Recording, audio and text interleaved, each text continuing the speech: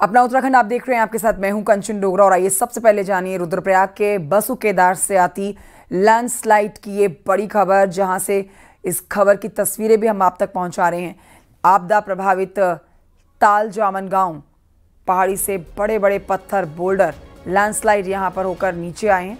पहाड़ी से भरभरा कर देखिए बड़ा हिस्सा नीचे जहां गिरा है, वहां पर ये गांव था जिसे समय रहते ही खाली करा लिया गया।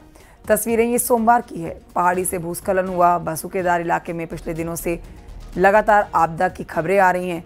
इसके बाद ये गांव, जहां पर इसे पहले ही गनीमत रही कि खाली करा लिया गया, वरना भारी नुकसान होता। सोमवार को देखिए यहां पहाड़ी दरकी है, लैंडस्लाइड हुआ है।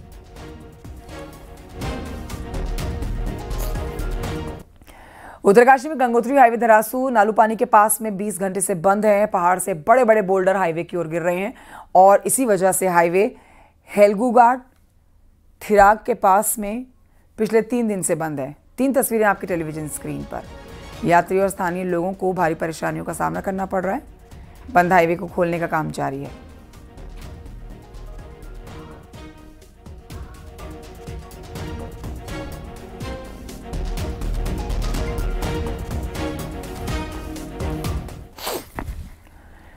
प्रदेश में कई हफ्तों की बारिश के बाद उत्तराखंड समेत दूसरे हिमालयी राज्यों को बारिश से राहत मिल सकती है।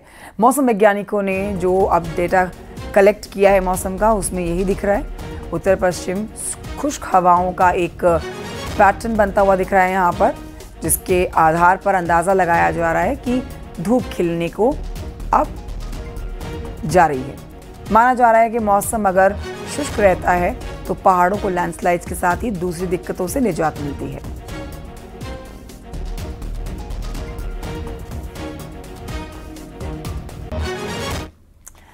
देखिए, इस बार आपदा ने सबसे ज्यादा गहरे जख्म उत्तरकाशी जिले को दिए हैं।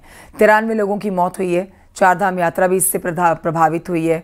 बीते 1 महीने से हाईवे बंद होने से यहाँ गंगोत्री यमुनोत्री धाम लगातार यहां से यात्रा प्रभावित होती नजर आ रही है। देखिए रिपोर्ट।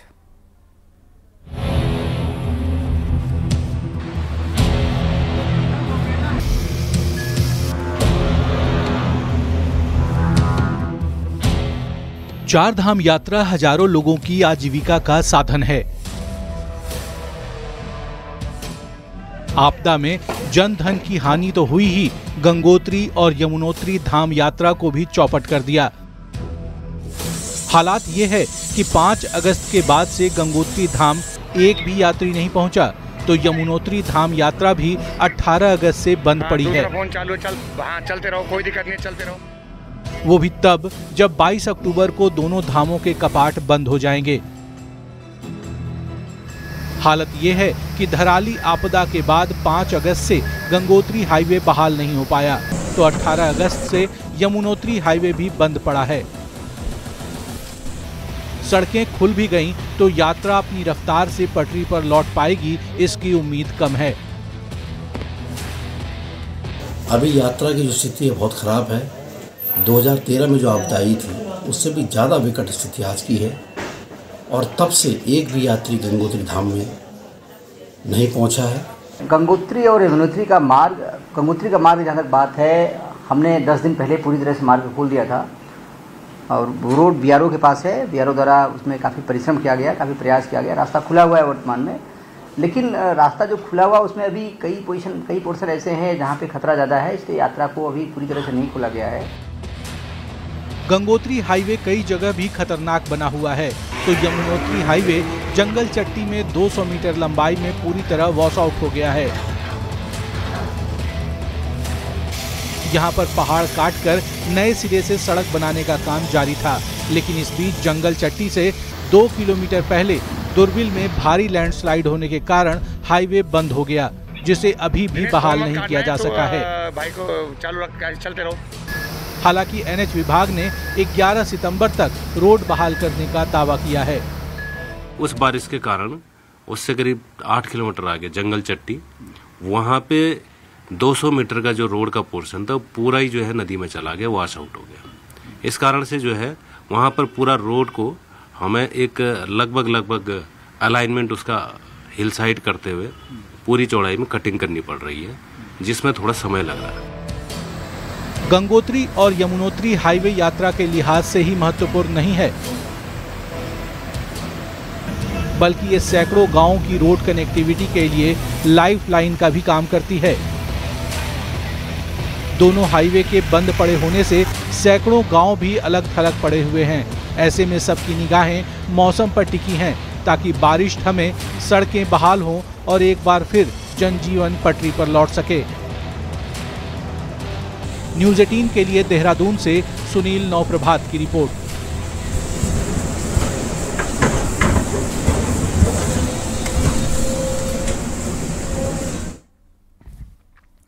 काशीपुर के शिरोमणि गुरुद्वारे में नगर कीर्तन का कार्यक्रम आयोजन हुआ, जहां पर मुख्यमंत्री धामी भी पहुंचे। और देखिए, मुख्यमंत्री धामी ने भी यहां पर मत्था टेका।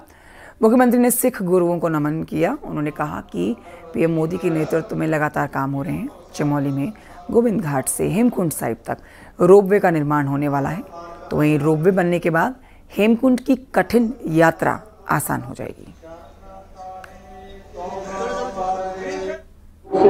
हम देवभूमि उत्तराखंड में भी गोविंद घाट से हेमकुंड साहिब तक 12.5 किलोमीटर रोपवे का निर्माण करने की दिशा में आगे कार्य कर रहे हैं। और इस रोपवे के निर्माण के होने के बाद हेमकुंड साहिब जाने वाले श्रद्धालुओं की संख्या बढ़ोतरी होगी, क्योंकि जो यात्रा एक कठिन यात्रा होगी।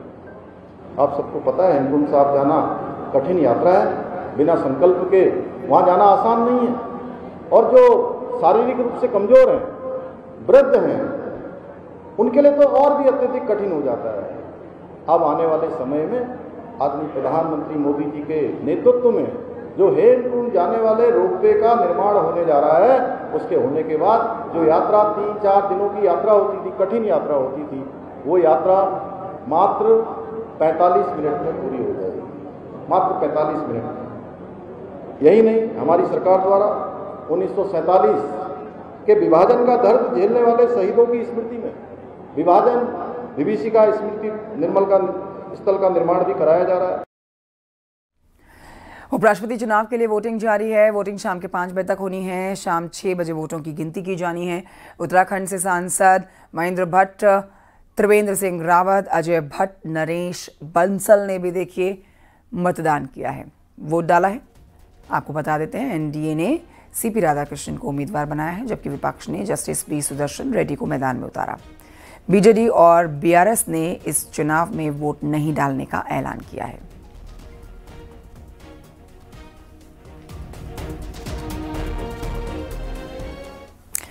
कांग्रेस इन दिनों नए जिलाध्यक्ष को चुनने की कवायद में है। बीजेपी की तरह ही कांग्रेस भी कैडर बेस्ड पार्टी बनने की कोशिश कर रही है। देखिए रिपोर्ट।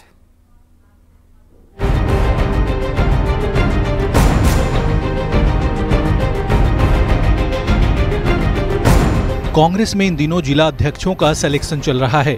25 सितंबर तक नए जिला अध्यक्ष घोषित होने की उम्मीद है।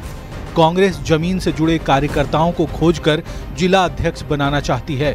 मतलब जिस तरह बीजेपी कैडर पर काम करती है उसी तरह, लेकिन जिस कांग्रेस में हमेशा लीडर बेस्ड यानी नेता के नाम पर राजनीति होती हो, वहां ये काम आसान नहीं। ऐसे में बाहर से आए ऑब्जर्वर्स की रिपोर्ट पर जिला अध्यक्ष चुन भी लिए गए, पर क्या वो उसी तरह पार्टी और प्रदेश अध्यक्ष कहने पर काम कर पाएंगे जैसा सिस्टम बीजेपी में फॉलो होता है? क्योंकि मैं स्वयं जब बना था, मैं तब से कैडर पे काम कर रहा हूँ, और मेरे लिए जो सर्वाधिक नाराजगी का कारण बन रहा है पार्टी में, वो यही है कि मैंने कैडर पे काम किया। मैंने जो अपकमिंग लीडर्स थे, एनएसयूआई, यूथ, महिला कांग्रेस से जो आए हुए हमारे लोग थे, जो हार्डकोर कांग्रेस थी, उनको आगे बढ़ाने का काम किया। जो नवसंकल्प में हमारे को निर्देश थे, उसका पालन किया। मैंने ये नहीं देखा कि कौन मेरा है कौन पराया है। कांग्रेस में कार्यकर्ता नेताओं के नाम पर बटे होते हैं। ऐसे में सब नेताओं के समर्थकों को पार्टी पहले की बात समझाना आसान नहीं। वहीं नेताओं के गुटों में बटी कांग्रेस में अगर प्रदेश अध्यक्ष को अपने हिसाब से जिला अध्यक्ष या कहें टीम नहीं मिली तो फिर क्या होगा? कहीं कैडर वाली बात कांग्रेस के लिए नई मुश्किल न बन जाए। लोग नीचे से कार्यकर्ता जिनको चाहता है, कार्यकर्ता जिनकी लिए बात कर रहा है, वो लोगों को चांस पहले मिले। क्योंकि बहुत सारे जगह पुराने समय में ऐसे होता था कि कार्यकर्ताओं की बात अलग होती थी और जो नेताओं की बात अलग होती थी। तो ये जो ऑब्जर्वर सिस्टम बना है वो पूरे प्रदेश से कार्यकर्ताओं की आवाज को इकट्ठा करके एआईसीसी को सामने रखेगा और एआईसीसी प्रदेश नेतृत्व के साथ मिलकर फिर डिस्ट्रिक्ट अध्यक्ष का फैसला करेगी। राहुल गांधी के प्लान के मुताबिक कांग्रेस को लीडर के बजाय कैडर बेस पार्टी बनाने की तैयारी है। मतलब जहां पार्टी की वजह से नेता हैं, नेता की वजह से पार्टी नहीं। और इसका पहला प्रयोग जिला अध्यक्ष चुनने में हो रहा है। देहरादून से न्यूज़ 18 के लिए दीपांकर भट्ट की रिपोर्ट।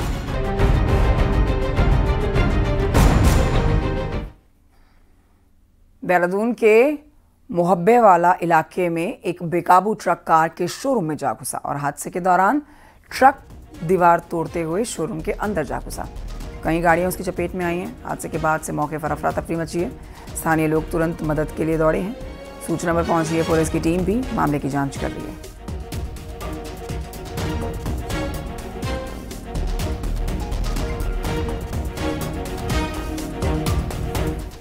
उधर देहरादून में एसटीएफ ने 84 लाख की हेरोइन के साथ ही बरेली के तस्कर को गिरफ्तार किया।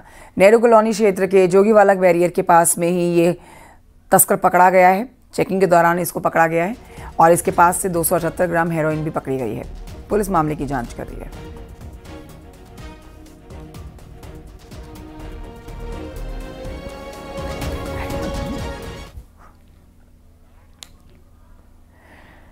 उत्तराखंड के बॉर्डर इलाके में पढ़ाई के लिए हर रोज स्कूल जाने के लिए बच्चों को जान जोखिम में डालनी पड़ रही है।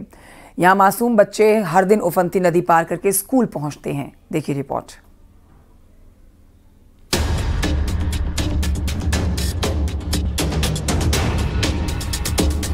किस तरीके से अपनी जान का जोखिम रोजाना उनको उठाना पड़ता है, ये तस्वीरें बयां करने के लिए काफ़ी हैं। बच्चे अब इंतज़ार कर रहे हैं कि जो पानी है, जो उफान है, वो थोड़ा कम हो कोल्लू नदी का, तो वो अपने घरों को जाए। तो इस तरीके से रोज़ की ये जद्दोजहद रहती है।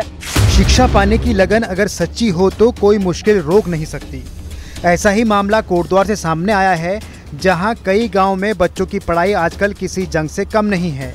रोजाना बच्चों को स्कूल जाने के लिए जान जोखिम में डालकर उफनती कोल्हू नदी को पार करना पड़ता है और थोड़ी सी चूक जानलेवा साबित हो सकती है, क्योंकि यहाँ ना तो कोई पुल है और ना ही सुरक्षित रास्ता। ऐसे में बच्चों को हर दिन उफनती नदी को पार करके ही स्कूल जाना पड़ता है। हमें स्कूल जाने में रोज परेशानी होती है, नदी का सामना करना पड़ता है। कभी कभार हमारे टेस्ट वगैरह भी रुक जाते हैं। अच्छा, पानी जब आ जाता है बड़ा तो फिर क्या करते हैं? स्कूल जाते हो या घर चले? नहीं, घर में रहते हैं। तब फिर नहीं जाते स्कूल? नहीं। जान जोखिम में डाल के बच्चे रोज स्कूल छोड़ने आना पड़ता है। नदी पार करके रोजाना बच्चों को स्कूल जाना पड़ता है और पानी ज़्यादा होने की वजह से फिर छुट्टी भी हो जाती है। इतनी 6-7 किलोमीटर से पीछे से चल के आते हैं। यूपी से लगे बॉर्डर इलाके में स्कूल ना होने के चलते सैकड़ों बच्चे पढ़ाई और स्कूल जाने के लिए बारिश के मौसम में नदी के उफान के बीच हर रोज ऐसे ही नदी को पार करते हैं और स्कूल जाते हैं। ऐसे में कभी भी कोई बड़ा हादसा हो सकता है।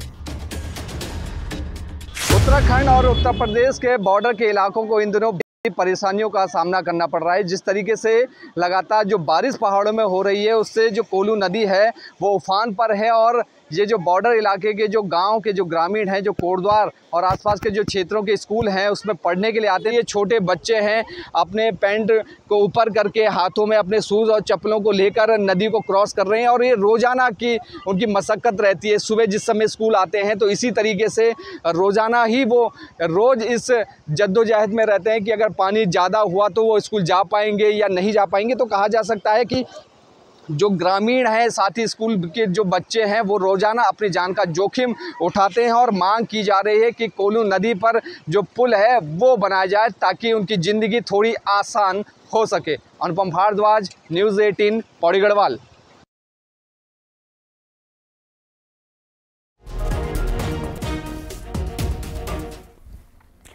उपराष्ट्रपति के लिए वोटिंग जारी है और इस वक्त आपको बताएं कि 10 बजे से जो वोटिंग हुई है उसमें सबसे पहले पीएम मोदी ने वोट डाला। इस समय भी वोटिंग चल रही है।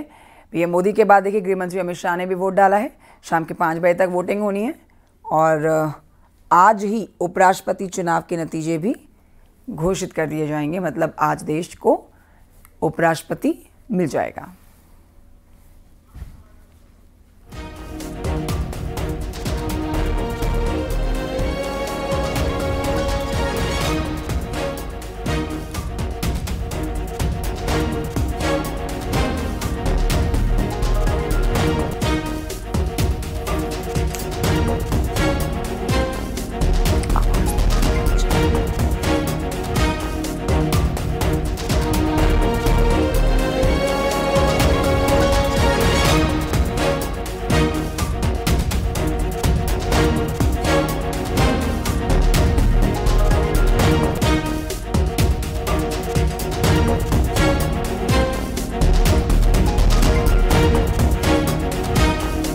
और आज बहुत ही महत्वपूर्ण दिन है। आज सीपी राधाकृष्णन या फिर वी सुब्रमण्यम स्वामी में से एक देश का नया उपराष्ट्रपति होगा।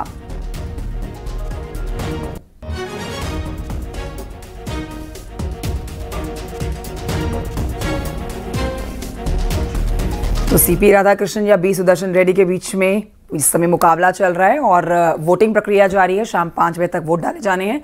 6 बजे नतीजे भी घोषित हो जाएंगे। बढ़ते हैं आगे, आपको बताते हैं कि देहरादून में हिमालय दिवस पर कार्यक्रम हो रहा है, जिसमें पुष्कर सिंह धामी भी मौजूद रहे हैं। कार्यक्रम में महानता का परिचय हमें महाभारत के वन पर्व में भी देखने को मिलता है, जहां देवताओं ने इसे अपना सदन बनाया है और वे सदा यहां निवास करते हैं। भाइयों बहनों, हिमालय केवल हमारी परंपरा और संस्कृति का हिस्सा नहीं है, बल्कि विज्ञान की दृष्टि से भी यह अत्यंत महत्वपूर्ण है। यह पृथ्वी पर जलवायु संतुलन बनाए रखने में भी बहुत केंद्रीय भूमिका निभाता है, जिसके बारे में अभी आदरणीय अनिल प्रकाश जोशी जी ने, किशोर उपाध्याय जी ने, और मैं समझता हूं पहले के वक्ताओं ने भी बहुत सारी बात रखी होगी। आज पूरा दिन आपको हिमालय हिमालय हिमालय हम सबके मन में भर जाना चाहिए। और मैं एक बात और कहना चाहता हूं। आज मैं और अभी किशोर उपाध्याय जी एक कार्यक्रम से आ रहे हैं, तो ये केवल एक दिन का कार्यक्रम नहीं होना चाहिए। इसलिए हम लोगों ने संयुक्त रूप से प्रयास किया है कि 2 तारीख को हम क्या करेंगे। अभी यहां से बोल रहे थे ना, आप लोगों ने ध्यान से सुना नहीं लग रहा है। एक बार जोर से बोलिए, कौन सा दिवस होगा।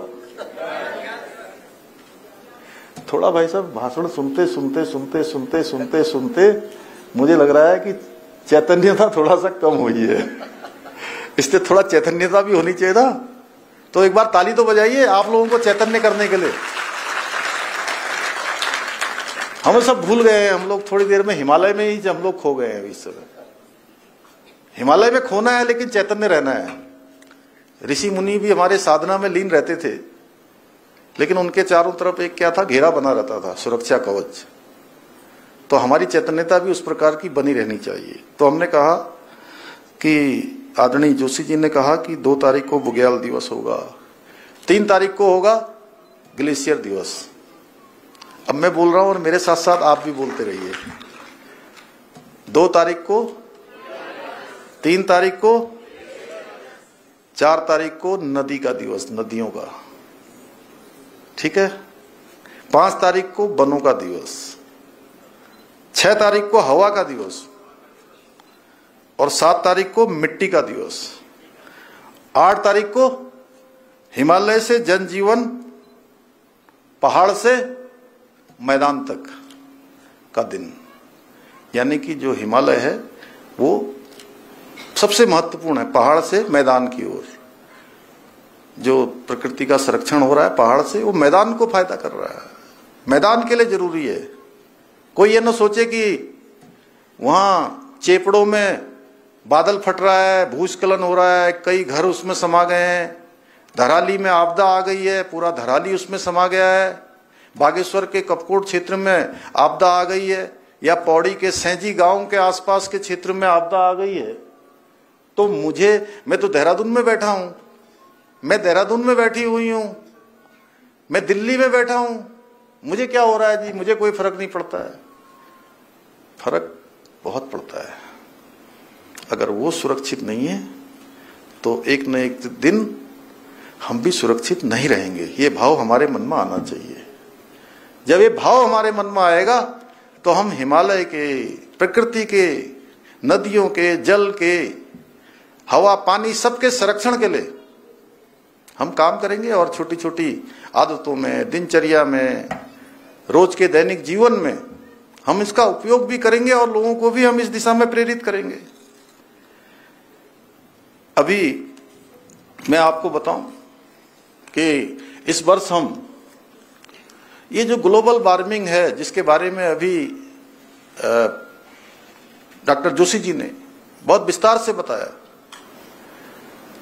कि पूरे ग्लोबल वार्मिंग का जो इफेक्ट है वो पूरे हिमालय पर पड़ रहा है।